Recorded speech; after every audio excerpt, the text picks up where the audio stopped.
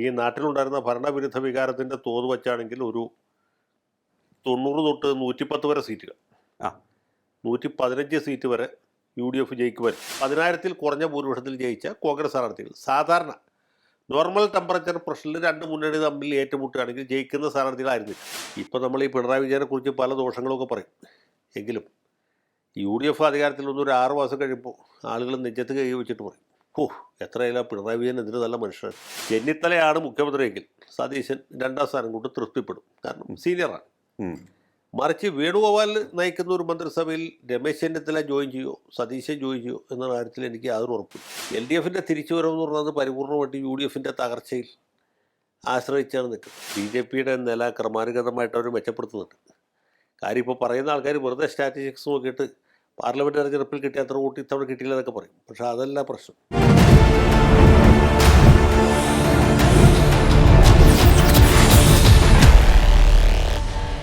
നമസ്കാരം. Talking point വിത്ത് advocate ജയശങ്കറിലേക്ക് സ്വാഗതം.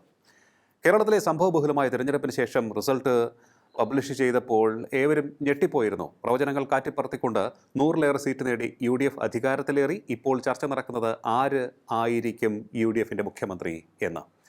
അത് കൊടുമ്പിരി കൊണ്ട് മുന്നോട്ട് പോകുമ്പോൾ ലീഗിൻ്റെ ഭാഗത്തു നിന്നും തങ്ങളുടേതായിട്ടുള്ള ഡിമാൻഡുകൾ മുന്നോട്ട് വരികയും ചെയ്യുന്നുണ്ട്. 5 മന്ത്രിസ്ഥാനം, ഉപമുഖ്യമന്ത്രി, വിദ്യാഭ്യാസ വകുപ്പ്, ഇതൊക്കെ തന്നെ ഇവിടെ നിന്നും ഉയർന്നു കേൾക്കുക തന്നെ ചെയ്യുകയാണ്. മറുവശത്ത് LDFിൻ്റെ പരാജയ കാരണം ഇഴകീറി മുറിച്ച് പരിശോധിക്കുവാൻ എത്ര പേർ തയ്യാറാകും എന്നുള്ളതാണ് പാർട്ടിക്കുള്ളിൽ. അതാണ് ചോദ്യം. പക്ഷേ പാർട്ടിക്ക് പുറത്തു നിന്നുകൊണ്ട് പലരും പിണറായി വിജയന് നേരെ വിരൽ ചൂണ്ടുകയും ചെയ്യുകയാണ്. പരിശോധിക്കാം നമുക്ക് ഈ കാര്യങ്ങൾ. നമസ്കാരം സർ, ടോക്കിംഗ് പോയിന്റിലേക്ക് സ്വാഗതം. നമസ്കാരം സർ. ഈ തിരഞ്ഞെടുപ്പ് സംബന്ധിച്ച് നമ്മളൊക്കെ തന്നെ വിശകലനം നടത്തിയപ്പോൾ ഒരു 85 സീറ്റ് വരെ UDFിന് ലഭിക്കാനുള്ള സാധ്യത എന്നാണ് കൂടുതൽ പേരും വിലയിരുത്തിയത്. എപ്പോഴും എന്നും തൻ്റെ നിലപാടിൽ ഉറച്ചു നിന്നുകൊണ്ട് ഒരു അണുവിട പോലും കോൺഫിഡൻസിൽ വീഴ്ച വരുത്താതെ പറഞ്ഞുകൊണ്ടിരുന്നത് VD സതീശൻ മാത്രമാണ്. 100 എന്നുള്ള സംഖ്യ മറികടക്കും UDF എന്നുള്ളത്. LDFിൻ്റെ ഈ വലിയ വീഴ്ചയ്ക്ക് എന്തൊക്കെ കാരണങ്ങളാണ് അങ്ങയുടെ മനസ്സിൽ തെളിഞ്ഞു വരുന്നത്? അല്ല, LDFിൻ്റെ ഈ തകർച്ചയ്ക്ക് കാരണങ്ങൾ അന്വേഷിക്കുന്നതിന് മുമ്പ് ഒരു കാര്യം പറയട്ടെ. LDFിൻ്റെ ഭരണത്തിൻ്റെ ഗുണം കൊണ്ടാണെങ്കിൽ, അല്ലെങ്കിൽ ഈ നാട്ടിലുണ്ടായിരുന്ന ഭരണവിരുദ്ധ വികാരത്തിൻ്റെ തോത് വച്ചാണെങ്കിൽ ഒരു 90 തൊട്ട് 110 വരെ സീറ്റുകൾ, 115 സീറ്റ് വരെ UDF ജയിക്കുമായിരുന്നു. അത് ഉണ്ടാകാതെ പോയത് ഞാൻ കഴിഞ്ഞ തവണ ഈ ചർച്ചയിൽ പറഞ്ഞ പോലെ സ്ഥാനാർത്ഥി നിർണയത്തിലൊക്കെ വന്ന ചില പാളിച്ചകളുമുണ്ട്. UDF അല്ലെങ്കിൽ കോൺഗ്രസ് സ്ഥാനാർത്ഥികൾ ജയിക്കാവുന്ന സീറ്റിൽ തോൽക്കാവുന്ന സ്ഥാനാർത്ഥികൾ നിർത്തി. ഉദാഹരണത്തിന് പട്ടാമ്പി സീറ്റ്, അല്ലെങ്കിൽ കുന്നംകുളം സീറ്റ്, അതുമല്ലെങ്കിൽ കോന്നി സീറ്റ്, തിരുവനന്തപുരം ജില്ലയിൽ തന്നെ അരുവിക്കര, അതുപോലെ വർക്കല, ഇവിടെയൊക്കെ കുറച്ചുകൂടി നല്ല സ്ഥാനാർത്ഥികൾ നിർത്തിയിട്ടുണ്ടെങ്കിൽ ജയിക്കുമായിരുന്നു. മാത്രമല്ല ഇപ്പോൾ നിർത്തിയിട്ടുള്ള പല സ്ഥാനാർത്ഥികളും വളരെ ദുർബലം, ജയിച്ചവർ പോലും ജയിക്കാൻ പറ്റാത്ത സ്ഥാനാർത്ഥികളായിരുന്നു. പിന്നെ ഈ തരംഗത്തിൻ്റെ ശക്തിയിൽ ജയിച്ചു പോയതാണ്. അതിനും എത്ര ഉദാഹരണങ്ങൾ വേണമെങ്കിൽ പറയാം. ഞാനിപ്പോൾ അത് എണ്ണി പറയുന്നില്ല എന്ന് മാത്രം. ചെറിയ ഭൂരിപക്ഷത്തിൽ ജയിച്ച കോൺഗ്രസ് സ്ഥാനാർത്ഥികളെ നോക്കിയാൽ മതി. ഇവർ സാധാരണഗതിയിൽ ജയിക്കുമായിരുന്നില്ല. 2000-നും 3000-ത്തിനൊക്കെ ജയിച്ചു. അല്ലെങ്കിൽ 10,000-ൽ കുറഞ്ഞ ഭൂരിപക്ഷത്തിൽ ജയിച്ച കോൺഗ്രസ് സ്ഥാനാർത്ഥികൾ സാധാരണ നോർമൽ ടെമ്പറേച്ചർ പ്രഷറിൽ രണ്ട് മുന്നണി തമ്മിൽ ഏറ്റുമുട്ടുകയാണെങ്കിൽ ജയിക്കുന്ന സ്ഥാനാർത്ഥികളായിരുന്നില്ല. അത്രയും വീക്ക് കാൻഡിഡേറ്റ്സ് ആണ്. പിന്നെ ഇവർ ജയിച്ചതെന്ന് വെച്ചാൽ ഈ തരംഗത്തിൻ്റെ ശക്തിയിൽ കടന്നുകൂടിയതാണ്. അപ്പോൾ അതുകൊണ്ട് 115 സീറ്റ് വരെ UDF ജയിക്കുന്ന ഒരു സാഹചര്യം ഉണ്ടാവുന്നു. അതുണ്ടായിട്ടില്ല. അത്രത്തോളം LDF ഭാഗ്യം എന്ന് പറയാം. പിന്നെ LDFിൻ്റെ പരാജയം ശ്രദ്ധിക്കുമ്പോൾ LDFിൻ്റെ പരാജയം കൊണ്ട് സത്യം ഉണ്ടായിട്ടില്ല, UDFിൻ്റെ വിജയമല്ല. ലീഗിനെ സംബന്ധിച്ചുള്ള അവർ ഫൈറ്റ് ചെയ്ത് ജയിച്ചാണെന്ന് പറയാം. മറ്റ് പാർട്ടികളെ സംബന്ധിച്ച് കേരള കോൺഗ്രസ് ജോസഫ് ഗ്രൂപ്പ് ആണെങ്കിലും അതല്ല കോൺഗ്രസ് ആണെങ്കിലും ബഹുഭൂരിപക്ഷം സീറ്റുകൾ നേടിയിട്ടുള്ളത് LDFിൻ്റെ പ്രവർത്തനത്തിൽ അല്ലെങ്കിൽ അവരുടെ പെർഫോമൻസിലെ പാളിച്ചുകൊണ്ടാണ്. LDFിൻ്റെ പരാജയം അല്ലാതെ UDFിൻ്റെ വിജയമല്ല. LDF നോക്കുമ്പോൾ ഒരാൾ ജയിക്കണമല്ലോ. അപ്പോൾ അങ്ങനെ 102 സീറ്റിൽ UDF ജയിക്കും, 3 സീറ്റിൽ BJP ജയിക്കും. അതും നമ്മൾ ഈ ഭരണവിരുദ്ധ വികാരത്തിൻ്റെ അക്കൗണ്ടിൽ തന്നെയാണ് എഴുതേണ്ടത്. അപ്പോൾ ഇങ്ങനെ ഒരു റിസൾട്ട് ഉണ്ടാവും. അപ്പോൾ ഇവിടെ LDF എന്തുകൊണ്ട് തോറ്റു എന്ന പോലെ പഠിക്കപ്പെടേണ്ടുന്ന ഒരു കാര്യമാണ് UDF എന്തുകൊണ്ട് ജയിച്ചു എന്നത്. ആരും ജയിക്കുമ്പോൾ അതിനെക്കുറിച്ച് പഠിക്കില്ല. ഇപ്പോൾ പല സ്ഥാനാർത്ഥികളും ജയിക്കാത്ത സ്ഥാനാർത്ഥികളായിരുന്നു, ജയിക്കാൻ പറ്റുന്ന മണ്ഡലത്തിലായിരുന്നില്ല, എന്നിട്ടും എന്തുകൊണ്ട് ജയിച്ചു. അപ്പോൾ അത് പഠിക്കപ്പെടേണ്ടതാണ്. അതെ. ഇപ്പോൾ നമ്മൾ ചുരുക്കി നമ്മൾ തിരിച്ച് പോയിന്റിലേക്ക് വരികയാണെങ്കിൽ സംഗതി വളരെ വ്യക്തമാണ്. ഭരണവിരുദ്ധ വികാരം എന്നുള്ളതിനേക്കാൾ ഉപരി പിണറായി വിരുദ്ധ വികാരം. ഭരണം സത്യത്തിൽ അത്ര മോശമായിരുന്നില്ല. പിന്നെ 10 കൊല്ലം ഭരിച്ച സർക്കാരിനോട് ജനങ്ങൾക്ക് സ്വാഭാവികമായിട്ടും ഒരു എതിരഭിപ്രായം ഉണ്ട്, ഒരു വിപ്രതിപത്തി ഉണ്ടാവും. അത് തെരഞ്ഞെടുപ്പിൽ കണ്ടു. പക്ഷേ അതിനേക്കാൾ ഉപരിയായിട്ട് മുഖ്യമന്ത്രിയുടെ പ്രവൃത്തികളോടും സംസാരത്തോടും ചെയ്തികളോടും അദ്ദേഹത്തെ ചുറ്റിപ്പറ്റി ഉണ്ടായിട്ടുള്ള ആരോപണങ്ങളോടുമൊക്കെ ജനങ്ങൾക്ക് വലിയ എതിരഭിപ്രായമുണ്ട്. അത് കോൺഗ്രസ്സുകാർക്കും ലീഗുകാർക്കും ബി ജെ പിക്കാർക്കും ഉള്ളതിനേക്കാൾ കൂടുതൽ ഇടതുപക്ഷക്കാർക്ക് CPM-കാർക്ക് തന്നെ ഉണ്ടായിരുന്നു. അതാണ് ഈ തെരഞ്ഞെടുപ്പിൽ റിഫ്ലക്റ്റ് ചെയ്തത്. ചില മണ്ഡലങ്ങൾ നോക്കിയപ്പോൾ വാമനപുരം നിയോജകമണ്ഡലം നോക്കിയാൽ ആ. വാമനപുരം ഉണ്ടായ കാലം തൊട്ട് അവിടെ CPM-കാരൻ ജയിക്കുക. 1977 വലിയ വിപരീത വികാരമുണ്ടായ തെരഞ്ഞെടുപ്പിൽ പോലും വാമനപുരം ജയിച്ചു. അങ്ങനത്തെ സീറ്റാണ്. അതുപോലെ കണ്ണൂർ ജില്ലയിലെ പല കോട്ടക്കോത്തളങ്ങൾ, കോഴിക്കോട് ജില്ലയിലെ പേരാമ്പ്ര പോലെയുള്ള സീറ്റുകൾ, അല്ലെങ്കിൽ കൊയിലാണ്ടി, അങ്ങനെ ഉള്ള പഴയ മേപ്പയ്യൂരായിരുന്ന കുറ്റ്യാടി മണ്ഡലം, ഇതൊക്കെ എങ്ങനെ തോൽക്കുന്നു എന്ന് ചോദിച്ചാൽ തോക്കുന്ന സീറ്റല്ല, തോക്കാൻ പറ്റാത്ത സീറ്റുകളാണ്. കോഴിക്കോട് നോർത്ത്, അവിടെയൊക്കെ ഒരു കാരണവശാലും LDF ജയിക്കുന്നതല്ല, അല്ല LDF ജയിക്കുള്ളൂ. ആ സീറ്റുകളൊക്കെ നഷ്ടപ്പെടുക. പയ്യന്നൂർ സീറ്റ് പതിറ്റാണ്ടുകളായി എന്നല്ല, എനിക്കിവിടെ സ്വാതന്ത്ര്യം കിട്ടിയ ശേഷം 1-2 തവണ അങ്ങനെ കോൺഗ്രസ് ജയിച്ചാണ്. ഇല്ല സാർ, പയ്യന്നൂർ അവിടെ ആദ്യമായിട്ടാണ് CPM തോക്കുന്നതെന്നാണ് എനിക്ക് തോന്നുന്നത്. അതെ, പയ്യന്നൂർ സീറ്റ്, പയ്യന്നൂർ എന്നുള്ള പേരിൽ വന്ന പിന്നെ ആദ്യമായിട്ടാണ് CPM തൂക്കുന്നത്. അല്ലെങ്കിൽ CPM ഉണ്ടായതിനു ശേഷം ആദ്യമായിട്ടാണ് CPM തൂക്കുന്നത്. പയ്യന്നൂർ സീറ്റ്. അതുപോലെ തൃക്കരിപ്പൂർ, പണ്ട് നീലീശ്വരമായിരുന്ന സ്ഥലമാണ് ഇപ്പോൾ തൃക്കരിപ്പൂർ. അവിടെ EMS നമ്പൂതിരിപ്പാട് മത്സരിച്ച് ജയിച്ചിട്ടുള്ള സീറ്റാണ്. EK നായനാർ ജയിച്ചിട്ടുള്ള സീറ്റാണ്. ആ സീറ്റിൽ തൃക്കരിപ്പൂർ മണ്ഡലത്തിൽ LDF നോക്കണമെങ്കിൽ പണിയത്തരട്ട്. അതെ. അപ്പോൾ അത്ര വലിയ തിരിച്ചടി ഉണ്ടാവും. ആ തിരിച്ചടി എങ്ങനെ ഉണ്ടായെന്ന് വെച്ചാൽ അത് പ്രാദേശികമായിട്ടുള്ള വിഷയങ്ങളെക്കാൾ കൂടുതലായിട്ട് ഈ ഭരണത്തോടുള്ള എതിർപ്പാണ്. ഇപ്പോൾ തന്നെ CPM ജയിച്ചിട്ടുള്ള പല സീറ്റുകളും വളരെ ചെറിയ ഭൂരിപക്ഷത്തിലാണ് ജയിച്ചിട്ടുള്ളത്. ഞാൻ നേരത്തെ പറഞ്ഞ പോലെ ശക്തരായ കോൺഗ്രസ് സ്ഥാനാർത്ഥികൾ വന്നിരുന്നെങ്കിൽ ഇത് പല സീറ്റുകളും നഷ്ടപ്പെടുമായിരുന്നു. കറക്റ്റ്. അപ്പോൾ അങ്ങനെ ഒരു റിസൾട്ട് ഉണ്ടായപ്പോൾ അതിൻ്റെ അർത്ഥം അതിഭയങ്കരമായ ഒരു ഭരണവിരുദ്ധ വികാരം നാട്ടിലുണ്ടായിരുന്നു. അതാണ് ഈ തെരഞ്ഞെടുപ്പ് റിഫ്ലക്റ്റ്. നമ്മൾ കൂടുതൽ ആ കാരണങ്ങളൊന്നും അന്വേഷിച്ച് പോകേണ്ടതില്ല. പിന്നെ എന്തുകൊണ്ട് വിപരീത വികാരം ഉണ്ടായതുള്ള വേറൊരു പ്രശ്നമാണ്. അല്ല സാർ, ഇപ്പോൾ ഈ MP ഗോവിന്ദൻ പത്രസമ്മേളനം നടത്തിയപ്പോൾ പറഞ്ഞത് തോൽവിയുടെ കാരണങ്ങൾ പരിശോധിക്കും. എന്നാൽ മാധ്യമപ്രവർത്തകരുടെ ചോദ്യങ്ങൾക്കൊന്നും തന്നെ അദ്ദേഹം കൃത്യമായി ഉത്തരം പറഞ്ഞില്ല. ഒഴിഞ്ഞു മാറി വേഗം പത്രസമ്മേളനം അവസാനിപ്പിച്ച് പോവുകയാണ് ചെയ്തത്. ഒരു തിടുക്കപ്പെട്ട് ചോദ്യങ്ങളിൽ നിന്ന് ഒളിച്ചോടുകയാണെന്ന് തോന്നുന്നു അല്ലേ? അല്ല, ചോദ്യങ്ങൾക്കുള്ള ഉത്തരവൊന്നും അദ്ദേഹത്തിന് അറിയില്ല. അറിയാവുന്ന ഉത്തരങ്ങൾ പറയാനും നിവൃത്തിയില്ല. അതുകൊണ്ടാണ് അദ്ദേഹത്തിൻ്റെ അവസ്ഥ നമ്മളൊന്ന് ആലോചിച്ച് നോക്കണം. അദ്ദേഹത്തിൻ്റെ ഭാര്യയെ സ്ഥാനാർത്ഥിയാക്കിയത് കൊണ്ടാണ് ഒരു സീറ്റ് പോയത്, തളിപ്പറമ്പ്. അല്ലെങ്കിൽ തളിപ്പറമ്പ് തോക്കുന്ന സീറ്റല്ലല്ലോ. തളിപ്പറമ്പ് നഷ്ടപ്പെട്ടു, പയ്യന്നൂർ നഷ്ടപ്പെട്ടു, ധർമ്മടത്ത് തോറ്റതിനൊക്കെ ജയിച്ചു എന്നിരിക്കലും എന്ന അവസ്ഥയിലെത്തി. അങ്ങനെ എത്ര സീറ്റുകൾ നഷ്ടപ്പെട്ടു. ഇടതുമുന്നണി കൺവീനർ മത്സരിച്ച സീറ്റ് തോറ്റുപോയി. അതെ. മന്ത്രിമാർ മിക്കവരും തന്നെ തോറ്റുപോയി. P. രാജീവ് തോറ്റു, കോട്ടയത്തെ VN വാസവൻ തോറ്റു, ശിവൻകുട്ടി തോറ്റു, ബിന്ദു തോറ്റു, വീണ ജോർജ് തോറ്റു. അങ്ങനെ അമ്പ് കൊള്ളാത്തവരില്ല കുരുക്കളിൽ എന്ന് പറഞ്ഞ പോലെ മിക്കവാറും എല്ലാവരും തോറ്റു. പിന്നെ അബ്ദുറഹ്മാൻ തോറ്റു, മുൻ മന്ത്രി ജലീൽ തോറ്റു. അങ്ങനെ പരാജയത്തിൻ്റെ തുടർക്കഥകളാണല്ലോ. ശൈലജ ടീച്ചറെ തോൽപ്പിച്ചു. ശൈലജ ടീച്ചർ അത് പിന്നെ തോൽപ്പിക്കാൻ വേണ്ടി നിർത്തിയതും തോറ്റതുമാണ്. അത് കണക്കാക്കേണ്ടതില്ല. തോറ്റു എന്ന് പറയാനില്ല, അവർ തോൽപ്പിച്ചു എന്ന് പറയാണ് കൂടുതൽ.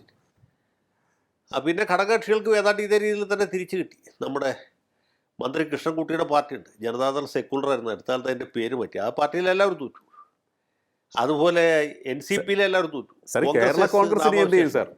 കേരള കോൺഗ്രസ് മാണി ഗ്രൂപ്പ് എന്ന് പറഞ്ഞ പാർട്ടി നിയമസഭയിൽ ഇല്ലാതായി. കേരള കോൺഗ്രസ് B ഇല്ലാതായി. അങ്ങനെ തിരിച്ചടികളുടെ ഒരു വലിയ വസന്തമാണ്. CPI ആണ് പിന്നെ കട്ടിച്ച് രക്ഷപ്പെട്ടു. പക്ഷെ അവർക്ക് ഒരുപാട് സീറ്റുകൾ നഷ്ടപ്പെട്ടു. CPM-ന് ഒരുപാട് സീറ്റുകൾ നഷ്ടപ്പെട്ടു. അങ്ങനെ തിരിച്ചടികളുടെ പരാജയങ്ങളുടെ ഒരു വലിയ പെരുമഴക്കാലം എന്ന് പറയാം. സർ, ചിലരോടൊക്കെ തന്നെ ചോദിക്കുമ്പോൾ അവർ പറയുന്നത് ഓക്കെ, ഒരു പിണറായിയെ എങ്ങനെയെങ്കിലുമൊക്കെ സഹിക്കാമെന്ന് വയ്ക്കാം, പക്ഷേ അദ്ദേഹത്തിൻ്റെ അനുയായികളായി പല ജില്ലകളിലും പ്രവർത്തിക്കുന്ന പാർട്ടിയുടെ ഉത്തരവാദിത്തപ്പെട്ട സ്ഥാനത്തിരിക്കുന്നവരെല്ലാം തന്നെ, അതിന് ബ്രാഞ്ച് തലം വരെ പോലുമാണെങ്കിൽ തന്നെയും എല്ലാവരും പിണറായി ആകാൻ ശ്രമിച്ചാൽ എന്ത് ചെയ്യും, ജനങ്ങൾ പൊറുതി മുട്ടിപ്പോയി എന്നൊക്കെയാണ് ചിലർ പറഞ്ഞത്. അതിൽ ഞാൻ വേറൊരു കാര്യം പറയും. ഇപ്പം അധികം ആളുകൾ അധികം പരാമർശിച്ച് കാണാത്തൊരു വിഷയം, ഈ സർക്കാരിൻ്റെ പ്രതിച്ഛായ തകർക്കത്തിൽ SFIക്കാർ DYFIക്കാർ വഹിച്ച ചരിത്രപരമായ പങ്ക്. ആർഷോ എന്ന് പറഞ്ഞൊരു ചെറുപ്പക്കാരുണ്ടായിരുന്നു. അദ്ദേഹമാണ് കേരള ഗവർണറെ വെല്ലുവിളിച്ച് സംഗീത് ചാൻസലർ ഗോ ബാക്ക് ഇതൊക്കെ കേട്ട് ഇവിടെ കുറേ മതേതര പുരോഗമന ചിന്താധികാരൊക്കെ കൈയടിച്ചു. പക്ഷേ ഈ ഗവർണറും സർക്കാരും തമ്മിൽ, അല്ലെങ്കിൽ ഗവർണർ SFIയും തമ്മിലുള്ള ഈ ഏറ്റുമുട്ടലിൻ്റെ ആഫ്റ്റർ എഫക്റ്റ് എന്താണെന്ന് മനസ്സിലായിട്ടോ. ഗവർണറെ വെല്ലുവിളിക്കുന്നു. ഗവർണർക്ക് പോകാനൊന്നുമില്ലല്ലോ, അദ്ദേഹത്തിൻ്റെ ജോലി കഴിഞ്ഞാൽ അദ്ദേഹം നാട്ടിൽ പോയി. ഇപ്പോൾ നഷ്ടം വന്ന എസ് എഫ് ഐക്കാർക്കും പാർട്ടിക്കുമാണ്. Your dal will not cook here എന്ന് കേരള ഓർമ്മ കോളേജ് മുമ്പിൽ ഒരു ബാനർ എഴുതി കെട്ടി തൂക്കിക്കൊണ്ട് ഗവർണർക്കൊന്നും നഷ്ടപ്പെടാനില്ല. കാലിക്കറ്റ് യൂണിവേഴ്സിറ്റി ക്യാമ്പസിൽ ഗവർണറെ കാലിലെത്തി ഔട്ടാൻ സമ്മതിക്കില്ല. ഗവർണർ ഷൂട്ട് കയറി കാലിലെത്തി ഔട്ടാനല്ല സമ്മതിക്കാതെ ചെരുപ്പിട്ട് കയറാം. അത് കഴിഞ്ഞ് ഗവർണർ കോഴിക്കോട് മിഠായി തെരുവിൽ റോഡ് ഷോ നടത്തി. അവിടുത്തെ പ്രസിദ്ധമായ ശങ്കരൻ ബേക്കറി പ്രസിദ്ധമായ സ്ഥലമാണ്. അവിടെ നിന്ന് അദ്ദേഹം 2 കിലോ അലുവ മേടിച്ച് വീട്ടിൽ കൊണ്ടുപോയി. അതുകൊണ്ട് ഗവർണർക്ക് വല്ല നഷ്ടമുണ്ടോ? തട്ടുകിട്ടിയത് എസ് എഫ് ഐക്കാർക്കാണ്. കാരണം ഈ വിദ്യാഭ്യാസ രംഗത്ത് നടത്തിയിരുന്ന ഒരുപാട് കൊള്ളർ നയങ്ങൾ പുറത്തു വന്നു. ബികോമിന് തോറ്റവന് എംകോമിന് പഠിക്കുന്ന പോലുള്ള പരിപാടികൾ. പരീക്ഷയ്ക്ക് ഫീസ് അടയ്ക്കാത്ത എസ് എഫ് ഐ നേതാവ് പരീക്ഷ പാസ്സായതായിട്ട് റിസൾട്ട് വന്ന സംഭവം. അല്ലെങ്കിൽ ഒരു എസ് എഫ് ഐയുടെ നേതാവ് എറണാകുളം മാരായ സ്കൂളിൽ നിന്നുള്ള വ്യാജ സർട്ടിഫിക്കറ്റ് ഉണ്ടാക്കി അതുകൊണ്ടുപോയി അട്ടപ്പാടി ഗവൺമെൻറ് കോളേജിൽ ജോലി സമ്പാദിച്ച പോലുള്ള സംഭവങ്ങൾ. പിന്നെ പ്രമുഖ നേതാക്കന്മാരുടെ ഒക്കെ ഭാര്യമാർ സർവകലാശാലയിൽ അസിസ്റ്റൻറ്റ് പ്രൊഫസറോ അസോസിയേറ്റ് പ്രൊഫസറുമായിട്ട് നിയമനം കിട്ടിയ രീതി, വൈസ് ചാൻസലർമാരെ നിയമിച്ച രീതി. കണ്ണൂർ സർവകലാശാലയുടെ വൈസ് ചാൻസലർക്ക് ഒരു പിരിച്ചുവിടൽ ഉത്തരവില്ലാതെ രാജിക്കത്ത് പോലും കൊടുക്കാതെ ഇറങ്ങിപ്പോണ്ടു വന്ന അവസ്ഥ. കാരണം സുപ്രീം കോടതി അദ്ദേഹത്തെ അൺസീറ്റ് ചെയ്തു, അദ്ദേഹത്തിന് നിയമനം അവസരപ്പെടുത്തി. അതേ ഓർഡർ കിട്ടിയപ്പോൾ അപ്പം തന്നെ നിറഞ്ഞ കണ്ണോടുകൂടി ഇരുന്ന സീറ്റിൽ നിന്ന് എഴുന്നേറ്റ് പോകുന്നത് നമ്മൾ കണ്ടു. കാരണം രാജിക്കത്ത് കൊടുക്കേണ്ട ആവശ്യമില്ല, അദ്ദേഹത്തിൻ്റെ നിയമനം തന്നെ അസ്ഥിരപ്പെടുത്തി. അപ്പോൾ ഇങ്ങനെ ഒരുപാട് സംഭവങ്ങളുണ്ടായില്ലേ. ഈ ഒരു ചെറിയ സംഭവമല്ലേ ഗവർണറുമായിട്ടുള്ള വഴക്ക്. അപ്പോൾ ഗവർണറെ മുഖ്യമന്ത്രി വെല്ലുവിളിച്ചു, ഞാൻ ആരാണെന്ന് ആരിഫ് ഖാൻ അറിയില്ല എന്ന്. ആരിഫ് ഖാൻ ആരാണെന്ന് ഇദ്ദേഹത്തിനും അറിയില്ല, അതുകൊണ്ട് കുഴപ്പമുണ്ടായി.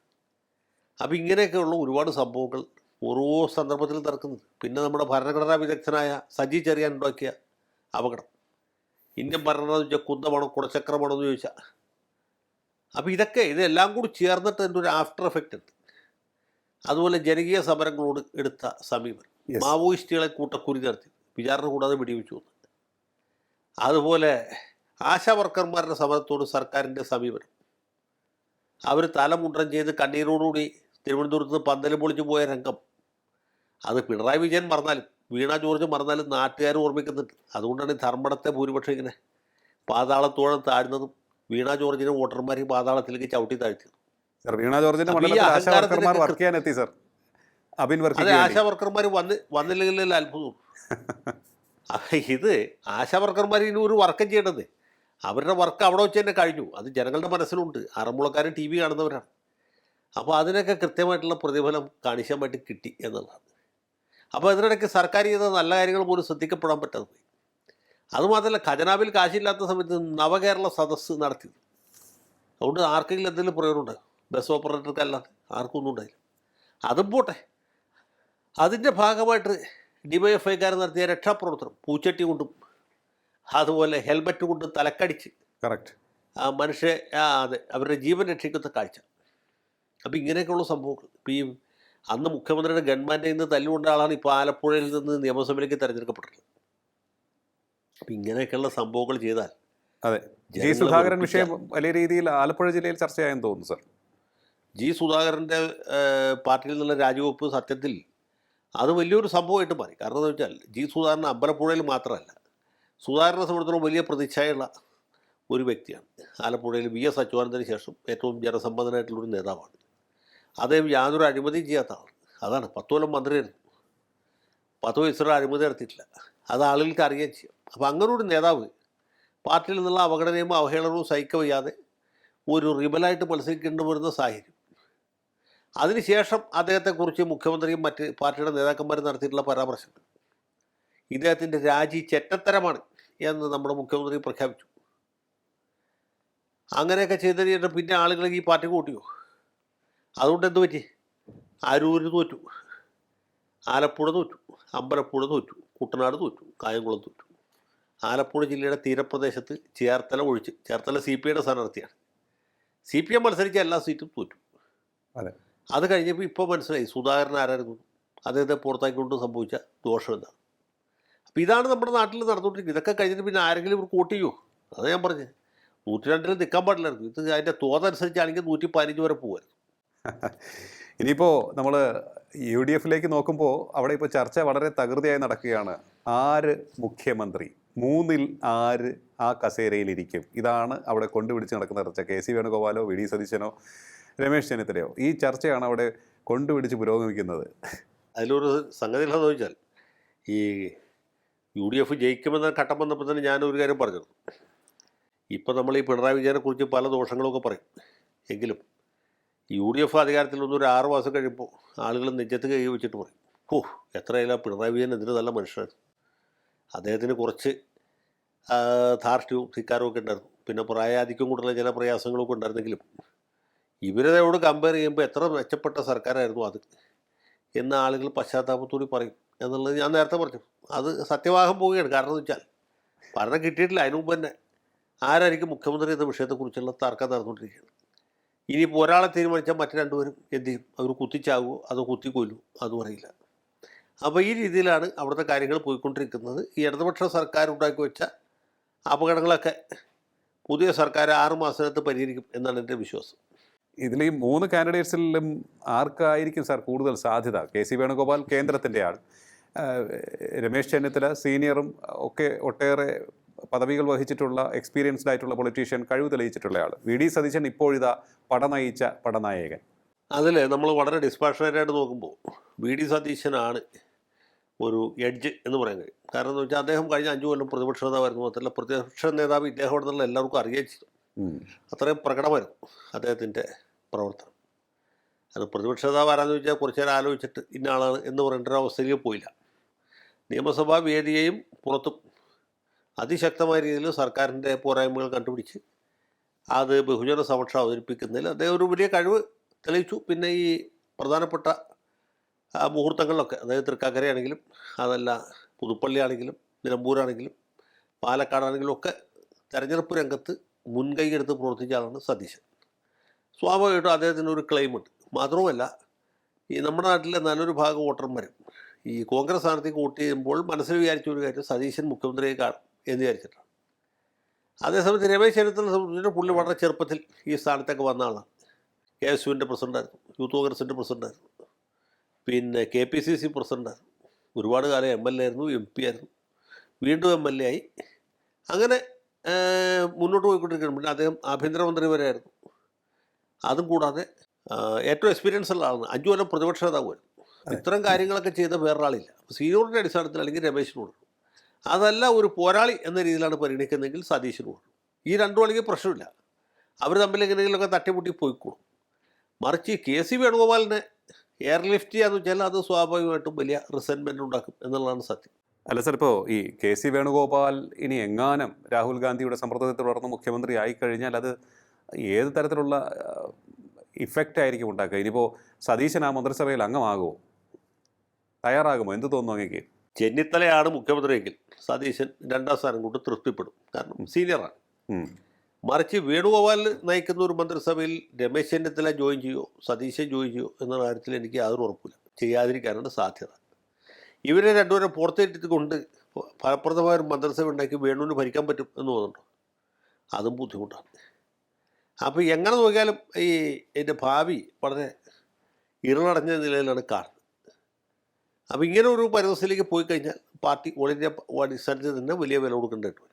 ഇനിയിപ്പോൾ എങ്ങാനും എന്തെങ്കിലും ഒരു സാധ്യത ഉണ്ടാകുമോ? പണ്ട് VS അച്യുതാനന്ദന് സ്ഥാനാർത്ഥിത്വം നിഷേധിച്ചപ്പോൾ പൊതുജനങ്ങൾ തെരുവിലിറങ്ങി, അത് വ്യാപകമായിരുന്നു. അതിൻ്റെ ഒരു കുറച്ചെങ്കിലും അംശം അല്ലെങ്കിൽ ശതമാനം സതീശന് അനുകൂലമായി അദ്ദേഹത്തിന് മുഖ്യമന്ത്രി സ്ഥാനം കൊടുത്തില്ല എങ്കിൽ ജനങ്ങളോ അല്ലെങ്കിൽ പാർട്ടി പ്രവർത്തകരുടെ ഒരു വിഭാഗമോ തെരുവിലേക്ക് ഇറങ്ങുന്ന ഒരു സാഹചര്യം ഉണ്ടാകുമെന്ന് തോന്നുന്നുണ്ടോ അങ്ങേക്ക്? അല്ല, അതിപ്പോൾ ഏത് രീതിയിലുള്ള പ്രതികരണം എനിക്ക് ഉണ്ടാവുക നമുക്കറിയില്ല. സതീശൻ പ്രകടമായിട്ട് റിബലാകാൻ സാധ്യതയുണ്ടെന്ന് എനിക്ക് തോന്നുന്നില്ല. അച്ചടക്കമുള്ളൊരു പാർട്ടി പ്രവർത്തകൻ എന്നുള്ള നിലയ്ക്ക് വിട്ടുനിൽക്കുന്നു, മന്ത്രിസഭയിൽ ചേരാൻ ഞാനില്ല എന്ന നിലപാടെടുക്കാനാണ് സാധ്യത എന്നെനിക്ക് തോന്നുന്നു. ഓക്കെ, ഇനിയിപ്പോൾ ഈ മന്ത്രിസഭ, എനിക്കിപ്പോൾ തോന്നുന്നു മന്ത്രിസഭയിൽ അംഗമാകാൻ എല്ലാവർക്കും ആഗ്രഹം ഉണ്ടാവും. 102 പേർ വന്നിരിക്കുന്നു. ഇതിൽ 21 പേരെ എങ്ങനെ തിരഞ്ഞെടുക്കുമെന്നുള്ളതാണ്. ലീഗ് ഇപ്പോൾ തന്നെ പറഞ്ഞിട്ടുണ്ട് ഉപമുഖ്യമന്ത്രിയായി PK കുഞ്ഞാലിക്കുട്ടി വന്നേക്കും, വിദ്യാഭ്യാസ വകുപ്പ് വിട്ടുകൊടുക്കില്ല. വിദ്യാഭ്യാസ വകുപ്പ് കോൺഗ്രസ് തന്നെ കൈകാര്യം ചെയ്യണമെന്ന് കോൺഗ്രസ്സിലെ ചിലർ പറഞ്ഞിട്ടുണ്ട്. അതിൻ്റെ ഒരു റെസ്പോൺസ് എന്നോണമാണ് ലീഗ് പറഞ്ഞത്, വിദ്യാഭ്യാസ വകുപ്പ് വിട്ടുകൊടുക്കില്ല എന്ന്. ഇനിയിപ്പോൾ ഒരു വകുപ്പ് വിഭജനം വലിയൊരു കീറാമുട്ടിയാകുമോ? അല്ല, മന്ത്രിസഭാ രൂപീകരണവും വകുപ്പ് വിഭജനവും രണ്ടും ഒരുപോലെ ഈറമുട്ടിയാനാണ് സാധ്യത. കാരണം ഈ പ്രവർത്തന പരിചയമോ മേന്മയോ മികവോ ബുദ്ധിശക്തിയോ ഒന്നുമല്ല യു ഡി എഫിൽ, പ്രത്യേകിച്ച് കോൺഗ്രസിന് മന്ത്രിയാകാനുള്ള യോഗ്യത. അത് ഏതെങ്കിലും സമുദായ മതമേലധ്യക്ഷന്മാരുമായിട്ടുള്ള അടുപ്പം, അവരുമായിട്ടുള്ള ആ ചുറ്റിക്കളി, അതിൻ്റെ അടിസ്ഥാനത്തിലാണ് സ്ഥാനാർത്ഥികൾ വരുന്നത്. ജയിച്ചു കഴിയുമ്പോഴും അവർക്ക് ടിക്കറ്റ് കൊടുത്താൽ നേതാവിനോട് മാത്രമേ ഇവർക്ക് കൂറുണ്ടാവും.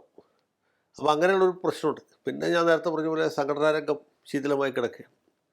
അപ്പോൾ ഇതിൻ്റെ ഒരു കണ്ടിന്യൂഷൻ ആയിട്ടാണ് നമ്മൾ ഈ സംഭവത്തെ കണക്കാക്കാനെന്നാണ് എനിക്ക് തോന്നുന്നത്. ഇതിപ്പോൾ നമ്മൾ നോക്കുമ്പോൾ കെ മുരളീധരനുണ്ട്.